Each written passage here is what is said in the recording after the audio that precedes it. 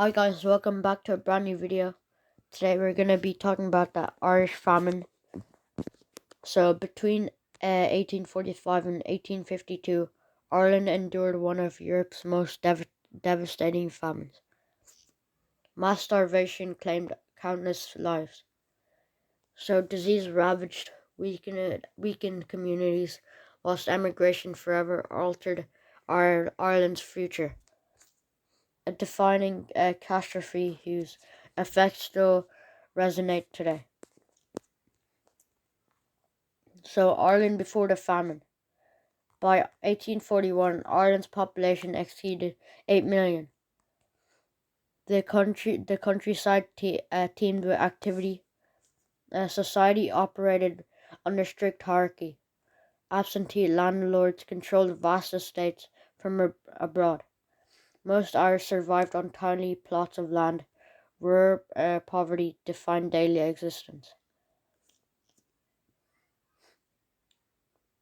The potato dependency. So the potato was the primary food source. They provided over 80% of calories for rural Irish families. The potatoes were their daily consumption. A typical poor family consumed roughly 8 pounds of potatoes per person daily. In vulnerability, this lack of crop diversity created dangerous dependency. So the arrival of the blight. In 1845, Phytophthora infestans fungus arrived from North America, devastating initial crops. From 1846 to 1847, Ireland's cool, damp climate accelerates the blight spread across the country. From 1845 to 1849, potato crops fell repeatedly, destroying Ireland's primary food source. Immediate effects of the famine. There were a population decline. Ireland lost 20 to 25% of its population due through death and immigration because they died of hunger, or they moved to different countries like America. And disease outbreak. Typhus and many diseases weakened communities. Mass evictions. Tens of thousands lost their homes and were unable to pay rent because they lost their jobs. Political and economic context. Landlord system. Absentee British land owners controlled vast estates. Most Irish were tenant farmers without security. Food exports continued. Despite starvation, food exports from Ireland to Britain continued throughout the famine years.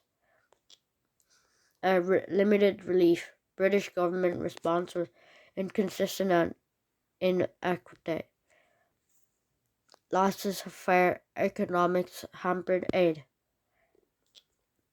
The government and relief efforts. There were soup kitchens. There were temporary relief through charity and government soup kitchens. There were workhouses, overcrowded institutions where aid came with harsh conditions. Public works, road building schemes provided minimum wage for exhausting labor, and poor laws. Aid restricted for those owning even tiny plots of land.